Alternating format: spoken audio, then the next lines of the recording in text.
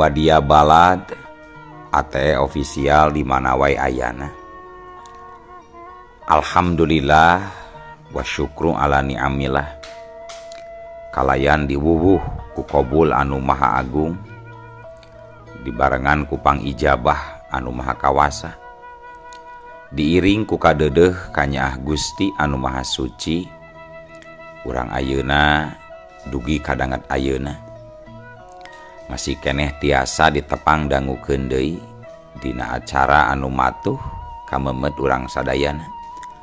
Nyatana dina pagelaran dongeng Sunda, jejer carita tamba ti alam baka atanapi ti alam siluman. Ayeuna bagian anu ka opat welasnanya pamiarsa. Ieu dongeng mangrupikeun buah karyana Kang Asep Rudiat Pajrin. Kangge Kang Asep ngahaturkeun rewu nuhun laksaketi kabingahan, rehna parantos ngintunkeun naskah sakaligus ngawidian mamang kangge medar ieu dongeng dina channel ATE official ieu. Atuh sumangga kanu teu acan subscribe kantun subscribe heula. Ngarah langkung pogot sareng langkung sumangat deui ka si mamangna dina enggoning medar ieu dongengna. Nging hilap di like di komennya nu saseueur-seueurna. Lainna naon, mamang mah sok bingah kitu nya. Upami maosan komentar-komentar ti para wargi sadayana. Kalintang bingahna deui upami mah link video mamang ieu dipangeserkeun atanapi dipangbagikeun. Seueur lah media sosial anu tiasa diangge nge-share atanapi ngabagikeun link video mamang ieu. Atuh ngarah teh nyangkolong tingkana waktos sumangga. Ayeuna mah urang lajengkeun deui dongeng tamba ti alam siluman atanapi ti alam baka bagian anu ka opat welasna. Kumaha salajengna sor cekopina betot simutna pagan heula tali kolorna bisi morosot merezel morozol uzel-uzelan di tengah jalan tumpak tungdung tes.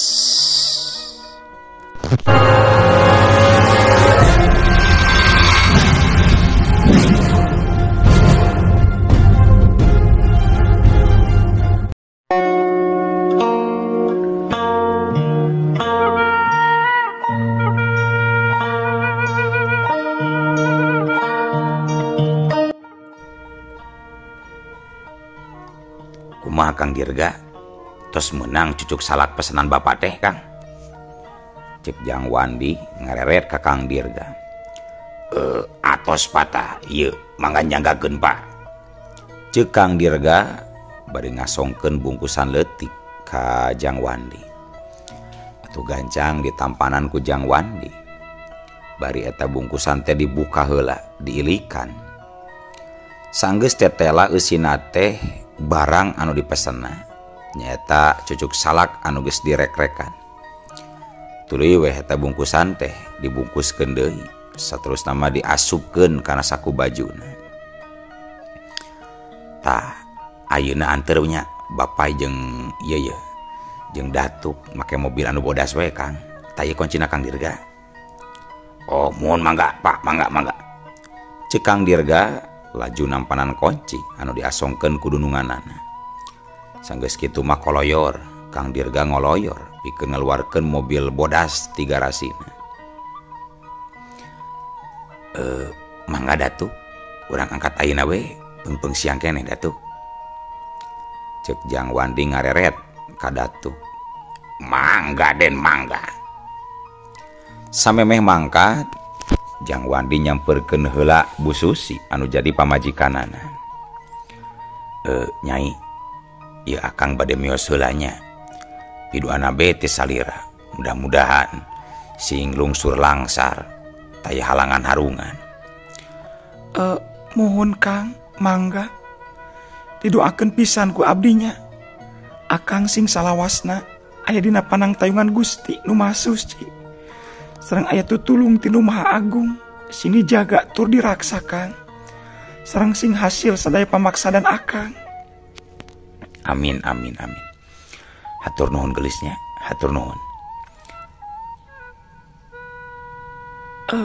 Ari si bongkok tos dicandakan. Mohon hilap Nyai teu acan. Tembal Jang Wandi bari ngarampa cangkeng. Sakedap atunya urang candakeun ku abdi. Tembal Bu Susi bari terus asup ka kamarna. Anu teu kungsi lila geus balik deui. Mangga ieu Kang. Cek Bu Susi ngasongkeun pistol revolver kaliber 32 ka Jang Wandi. Hatur nuhun Nyi, mangga atuh. Cek Jang Wandi bari nampanan anu diasongkeun ku pamajikanana tuluy diselapkeun dina cangkengna. Salaku pangusaha anu sukses sarta jelema beunghar kasebutna. Jadi ku nagara oge Jang Wandi teh dimenangkeun ngabogaan eta senjata anu dilarang, komplit jeung surat-surat lisensina. Sanggeus kitu mah Jang Wandi tuluy nyium tarang Bu Susi. Anu saterusna mangoloyor kaluar murug ka mobil anu geus dihurungkeun mesinna ku Kang Dirga. Di jero mobil geus aya si Kasja di bangku hareup. Ngarendeng jeung Kang Dirga nu tiuk tukangan setir.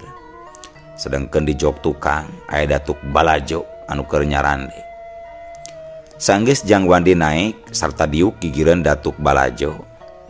Harita mobil teh tuluy ngageuleuyeung lalaunan kaluar ti garasi. Anu saterusna mah nyemprung meulah patali marga.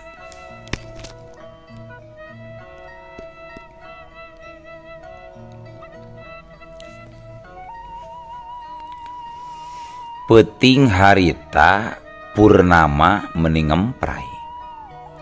Langit baranang bentang ting karetip. Sabada ngalaksanakeun salat Isya. Acara ngubaran biisum dimimitian. Di tengah imah jeung rohang tamu. Para santri jeung para kiai geus reang di sarada babacaan saluyu jeung anu diparentahkeun ku guruna masing-masing. Nu maca surah Yasin aya, ayat kursi nyampak, hataman Quran oge aya, ngawiri di hijib nasor, sholawat nariyah jeung sholawat syifa ti bil qulub. Kabeh harusu macana sarta harancanaker. Sedangkeun di gazebo Haji Tholib aya diuk gigireun biisum. Harita Haji Tholib tembong geus ngaluarkeun elmu panemu jampe pamakena pikeun ngubaran anu gering. Lelembutan Haji Tholib kaluar tina raga badagna. Tuluy nyabutan memerang awi anu naranceb minuhan awak biisum. Dibantu ku 10 urang ustad nyaeta alumni na Haji Tholib anu geus ngawasaan elmuna siga almarhum Ustad Otong. Sedangkeun ari ajengan Wanda mah harita teh ukur nempokeun bae. Manehna nitenan kaayaan di eta patempatan.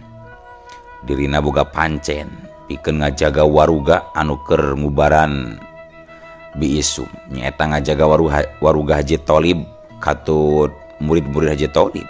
Sangkan warugana ulah anu ngeusian ku lelembutan anu sejen. Sedangkeun Panglima Gorda jeung Panglima Bayo duanana teu eureun-eureun budak gidig ngurilingan gazebo. Ngalaksanakeun pancen ti Datuk Balajo pikeun ngusir saha bae nu rek ngaganggu kana kalumangsungan acara ngubaran biisum. Sabot keur kitu gelebug seor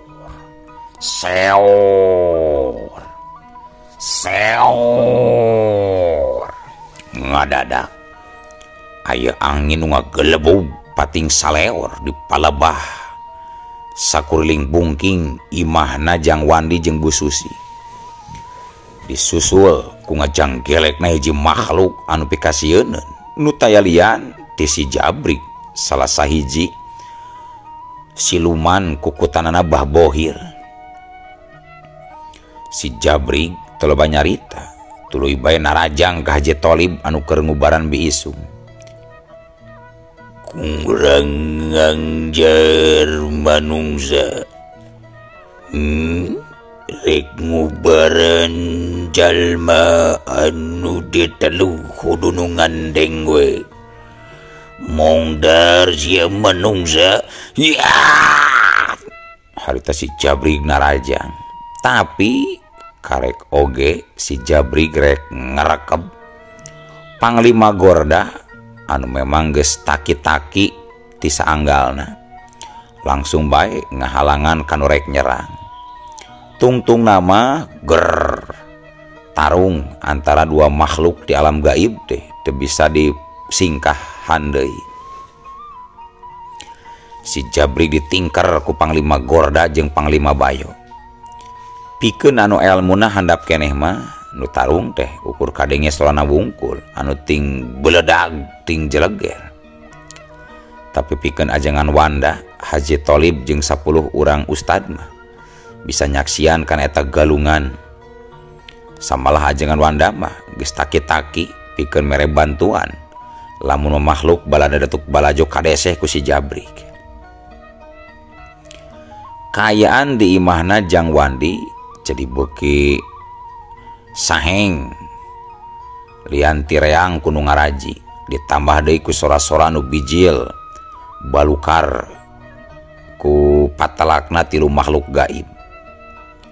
Ari pikeun Panglima Gorda jeung Panglima Bayo mah galindengna ayat-ayat suci teh anu keur dibaraca ku para santri ngajadikeun nambah kekuatan kamaranehna duaan. Tapi pikeun si Jabrik mah eta reangna sora nu ngaji ngabalukarkeun hawa panas nu kasida nyongkabna ngajadikeun dirina teu pati fokus dina gelut ngalawan Panglima Gorda jeung Panglima Bayo. Meunang sabaraha waktu lilana nu tarung silih serang akhirna katembong si Jabrik mimiti kadese manehna geus teu katempo deui ngayakeun serangan. Bisa nangan ukur bebalicetan pikeun nyingkahan panarajang Panglima Gorda jeung Panglima Bayo.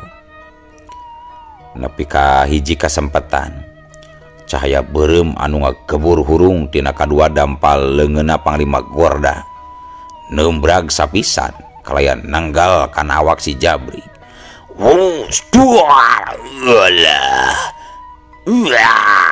Si Jabrik ngoceh awakna nyolontod ka tukang.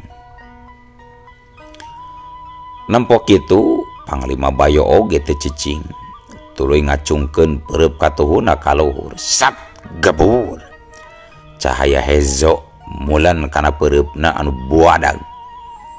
Sanggeus kitu mah barasat eta cahaya hezo teh ngabarasat melesat muru kalabasi Jabrik anu keur ngadayagdag ka tukang. Gebur barasat Culuger,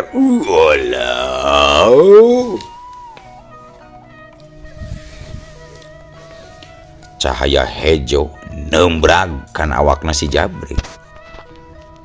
Koceak si Jabrik cumerit maratan langit, ngoceak maratan jagat. Jumeritna marangan jeung musnah awakna ngiles ti eta patempatan teu nyesakeun tapak saeutik-eutik acan.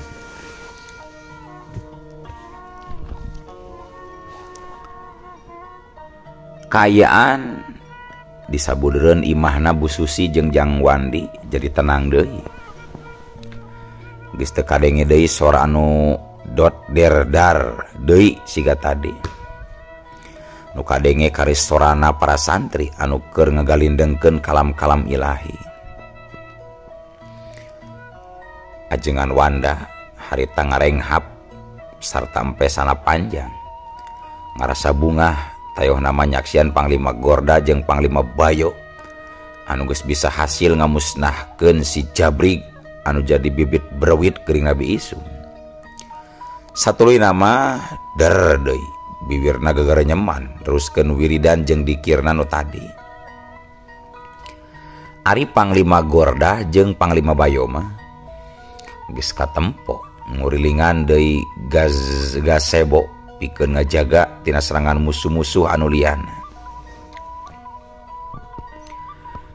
Sedengkeun Haji Tholib jeung para ustad anu 10 harita geus rengse ngabersihkeun waruga Bi Isum tina memerang-memerang awi anu naranceb di sakujur awak Bi Isum. Eta anu ngabalukarkeun kesrek teh ayeuna kari nyabut pase keruyung kawung anu nanceb dina sirahna Bi Isum. Eta nu salila ieu ngajarikeun linglung jeung sedeng Nabi Isum teh. Harita gap Ustad Mamad nyekel kana eta pasek nu aya dina embun-embunan Bi Isum. Tapi kakarek oge antel. Ustad Mamad geus ngoceak. Nalika leungeunna antel kana pasek aya kakuatan nu kacida bedasna nu ngahalangan kana maksudna rek nyabut. Lelembutanana asup deui kana waruga badagna anu satuluyna ngacleng ka tukang ngajurah roh. Nempok kitu ajengan Wanda gancang ngeureunkeun zikirna tuluy nyamperkeun Ustad Mamad anu keur ngagoler. Song cai herang diasongkeun ku ajengan Wanda ka Ustad Mamad. Atuh ragot eta cai teh diinum ku Ustad Mamad anu keur ngagoler. Gorinjal Ustad Mamad ngagurinjal hudang nusa terus nama matak deui ilmu pisah ragana. Cag kayaan para kiai, para ustad jeung para santri anu keur narekahan Bi Isum urang tinggalkeun heula. Ayeuna kocapkeun Jang Wandi jeung sapara kanca rombonganana. Harita geus anjog ka tempat anu dituju. Katembong Ma Ujum keur dicekelan ku Kang Dirga, sedangkan Jang Wandi ngabedega hareupeunana.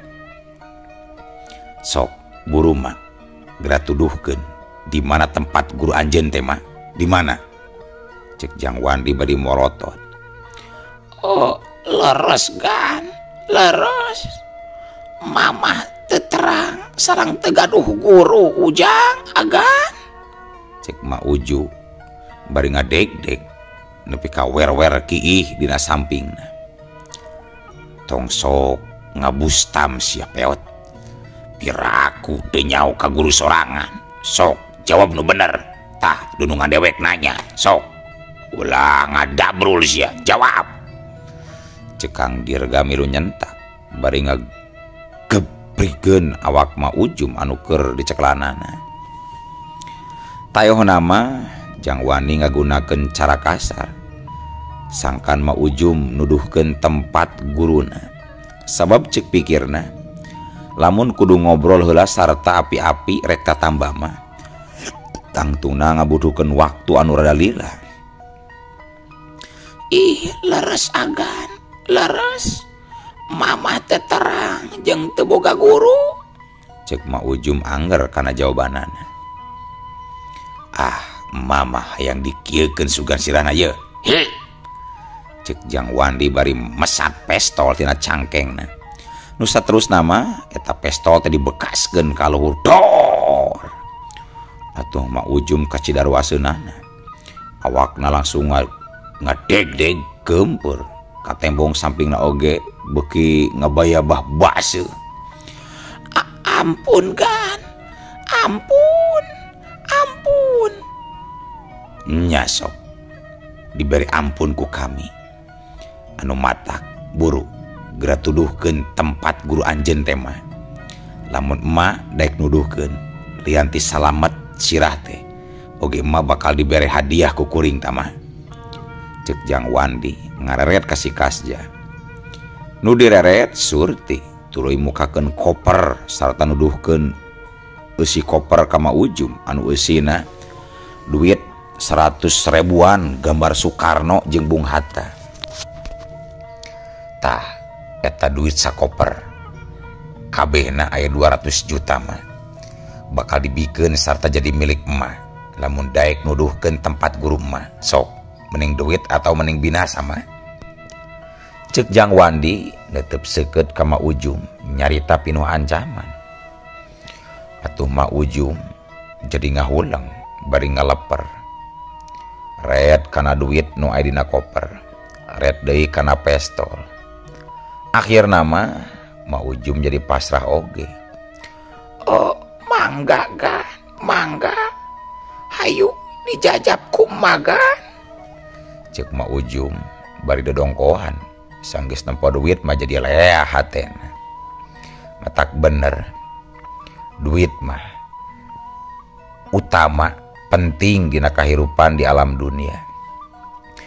Loba duit, loba dulur, eueuh duit kalalabur. Lain dulur, lain batur, apan duit anu ngatur.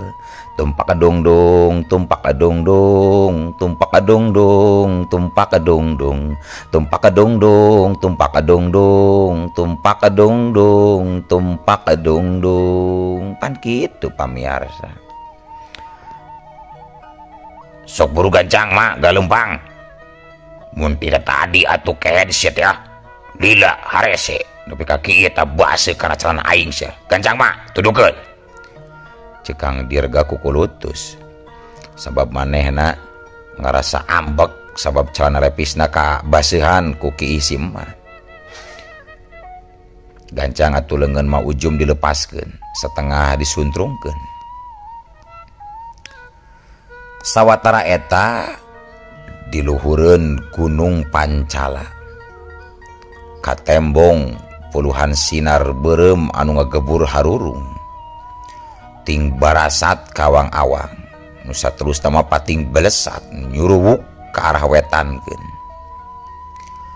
Tayohna mah Mbah Bohir geus nyahoeun yen pagaweanana aya nu ngaganggu sarta si Jabrig nu jadi titahanana geus aya nu ngamusnahkeun.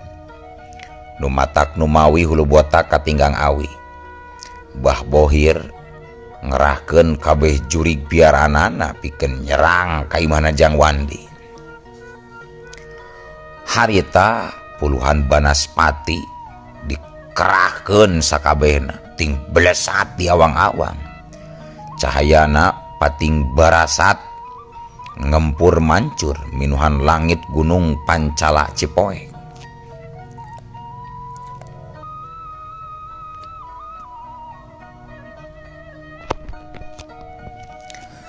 Puluhan sinar nu pating barasate akhirna manyirorot kabelah imahna Jang Wandi jeung Bu Susi.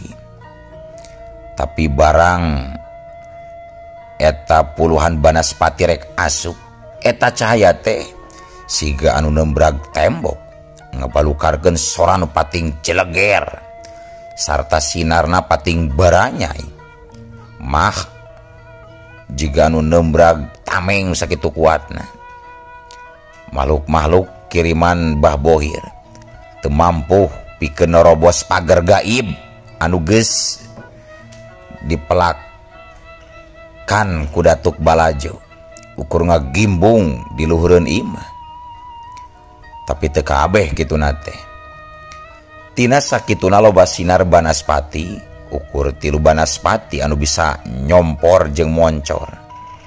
Sedengkeun anu sejena mah ting beledag marental deui ngaceleng ti eta imah.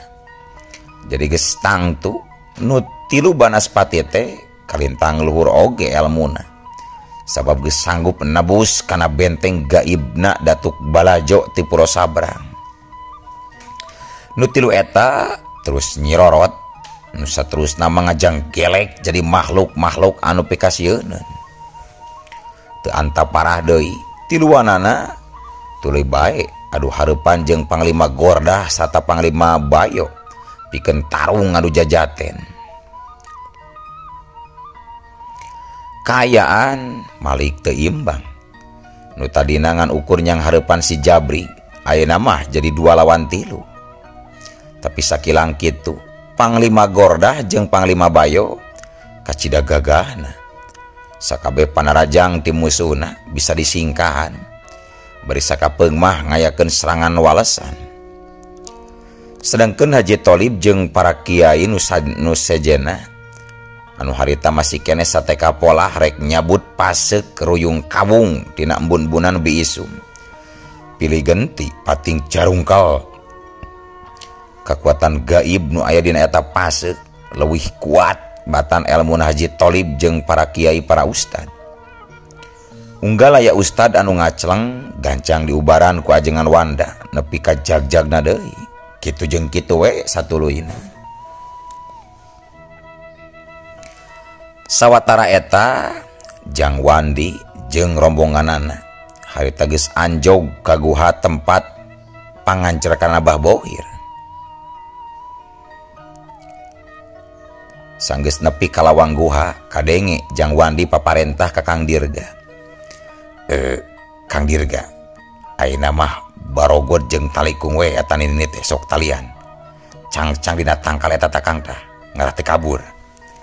Cek Jang Wandi mere parentah ka Kang Dirga. Tenunggu parentah 2 kali tuluy bae. Ma ujum teh dibagudad ditalikung dihijikeun jeung hiji tangkal nu aya di lawang guha.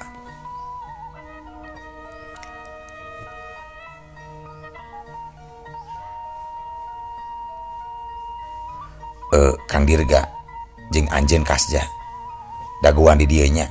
Kuring jeung Datuk Balajo rek asup ka jero. Mangga Pak, mangga. Tembal Kang Dirga jeung si Kasja meh bareng. Sanggeus kitu mah tuluy bae Jang Wandi jeung Datuk Balajo arasup ka jero guha.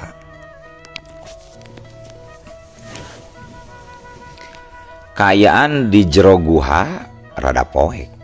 Ukur kacaangan samar-samar ku seuneu tina lampu damar nu aya dina luhur batu teu jauh ti Bohir nu harita keur diuk sila. Sanggeus deukeut ka Bohir anu keur diuk, Datuk Balajo jeung Jang Wandi ngeureunkeun lengkahna. Reg. Jang Wandi jeung Datuk Balajo harita nareuteup seukeut ka Bohir anu keur mulak-malikeun boneka dina luhur parukuyan. Lantaran dirasa kaayaan didinya kurang caang, tuluy Datuk Balajo nyokot tapas kalapa tina kanerona. Saterus nama eta kapas kalapa teh dikepeul-kepeul nepikeun ka mangrupa bola. Tuluy bola tapas teh ditiup ku Datuk Balajo. Buah! Kabur. Eta tapas kalapa teh hurung ngabebelah.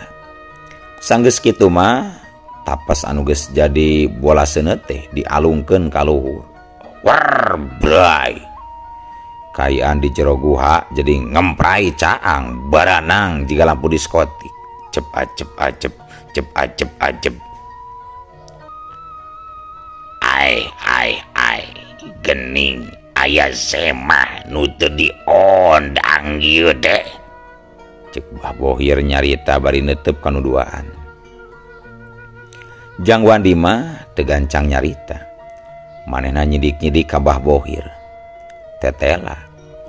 Aki-aki nu aya di hareupeunana sarua pisan jeung aki-aki nu aya dina pangimpianana babaraha bulan ka tukang nalika dirina kasarean teh di proyek perusahaan Menteng Asri teh. Ai kalah cicing ngajar rugi tu geningan. Jawab atuh. Lamun maksud ka dieu rek tatambah mah. Ya, gradiu kareupeun kaula. Tapi lamun datang ka dieu rek ganggu ka kaula. Leuwih hade nyingka sing jauh samame cilaka deuleu. Cek Bohir nyarita semu ngancam. Tong loba babangus aki-aki peot. Gancang geura tobat. geureunan tah pagawean nu kalau anu jiga setan teh. Cek Jang Wandi ngagorowok sanggeusna yakin yen aki-aki nu aya di hareupeunana teh nu aya dina pangimpianna teh.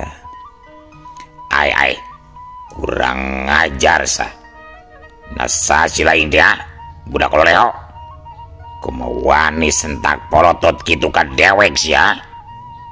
Bah Bohir meuni keuneuk beungeutna bakat tingku ambek ku sikapna Jang Wandi. Andika teu perlu nyaho saha dewek. Buru geura tobat samemeh terlambat. Gajang. Jang Wandi kalah ngahajakeun, nyentak deui bari nulak cangkeng. Kurang ngajar. Hayang modar meruzianya. Raza geusia. Ya, puah. Bah Bohir harita nepakeun dampaleungeunna ka hareup. Wush. Ngadadak harita ieu angin anu ngahiuk kalebah nangtungna Jang Wandi. Tapi nalika keur kitu ujug-ujug eueuh waktosna kabujeng seep wadia balad ATE official. Keun atunya ieu dongeng teh urang cekapkeun we heula dugi ka dieu. Insyaallah enjing pageto baris dilajengkeun deui. Atuh ku kitu ku kieuna mamang sajamit mungkur amit mundur ti payunan para wargi sadayana. Hayu ah. Assalamualaikum warahmatullahi wabarakatuh.